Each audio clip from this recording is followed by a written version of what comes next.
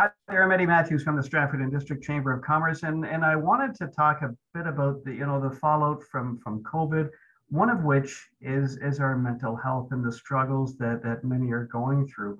Alana Coneyberry is a Listowel area farmer, just a wonderful lady, and I wanted to get her on to talk about this tremendous website that she's got. It's aimed at rural residents, but I think a lot of people will get something out of it. It's called the Farmer's Toolbox. And I'm glad to be able to welcome Alana back. Hello, Alana. Hi, Eddie. Thank you so much for having me back. Great to see you. And this is a terrific website. Let's just refresh for folks. How did I get started, anyways? Sure. So it started a few years ago now. We started with a fundraiser called Dinner on Tremaine, and it was back in 2019. And it was a fundraiser to kind of kickstart our a whole series of mental health initiatives hosted by the Listowel Agricultural Society. So the initial fundraiser was to bring awareness to mental health issues happening to rural residents in our area, but also just rural residents more broadly across Ontario, and starting the conversation to address some shortcomings in services that are available to us. That fundraiser was incredibly successful.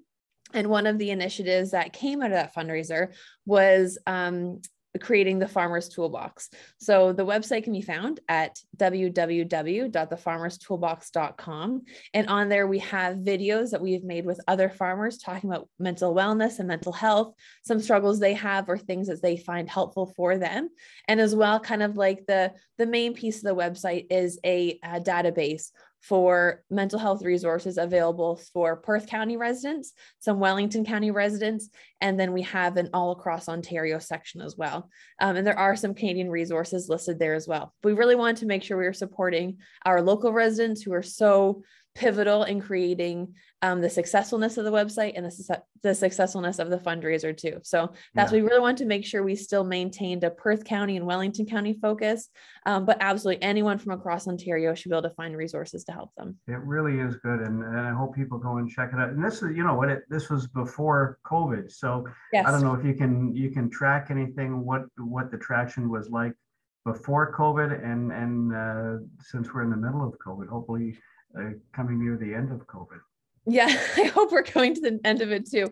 At the beginning of the website, because we had a lot of publicity on it, there was a ton of traction, especially for the first 6 months. But then now that I think people are realizing that COVID is taking a heavier toll on our mental health than maybe we perhaps initially anticipated. So we actually have seen an uptick in visits recently too. I think it's just because people are realizing that, hey, it's wintertime. So farmers, we can sit down.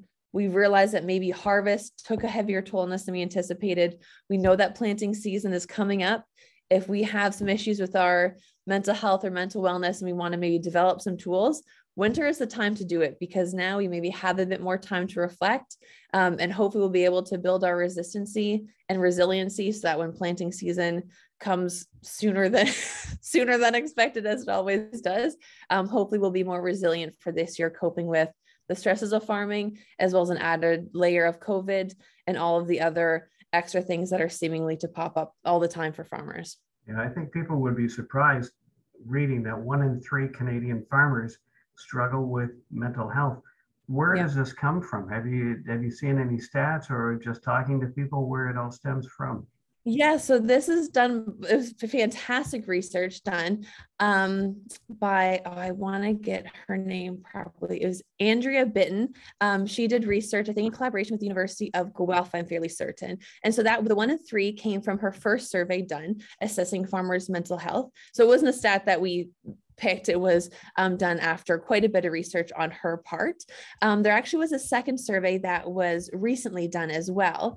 And the second survey wanted to kind of see how, if our mental wellness has changed, if things have improved, and how COVID has impacted it. So yes, I just looked it up. It was Dr. Andrea Jones Bitton from Ontario Veterinary College and the University of Guelph did that study in 2016, where the 1 in 3 farmers with mental health challenges, that's where that stat came from.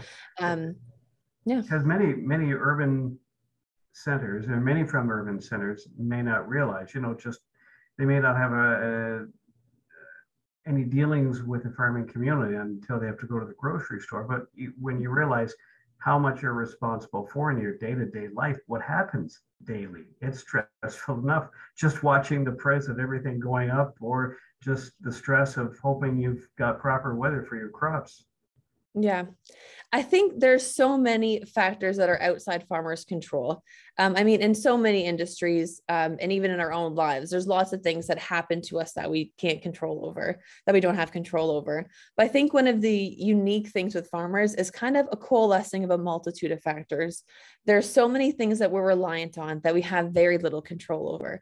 For instance, the impact of trade deals has a huge effect on the day-to-day operations of a farm. So you have this thing that's so big and so broad, and that you're really, really separated from, but really has an impact on your ability to function your day-to-day operation. You have the weather, obviously, is a big one. You have changes in consumer trends that can change the price of things, what consumers are purchasing. You also have a processing, the processing of your product from farm gate to consumer, again, is all out of your control, but has a huge impact on what happens on your farm.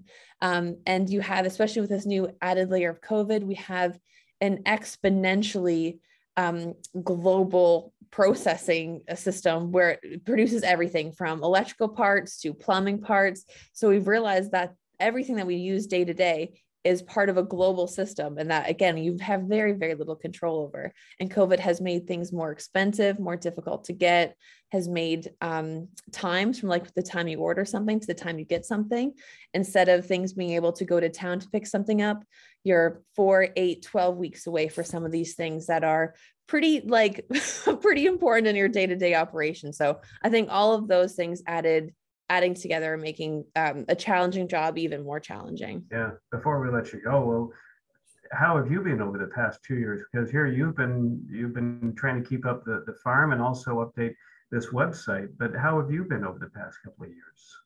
There's definitely been some moments where it's like, you have to do those self check-ins, right? And so there's the wonderful thing about the website, I mean, it helps me too, right? So talking about mental health has allowed me to normalize those conversations with people in my life, and also allowed me to have access to the resources to increase my own capacity to deal with those mental health challenges. So I'm really thankful that I'm in a position where I can access those resources and use them. And so I think that having those tools in my toolbox has actually helped me handle the last 2 years pretty well.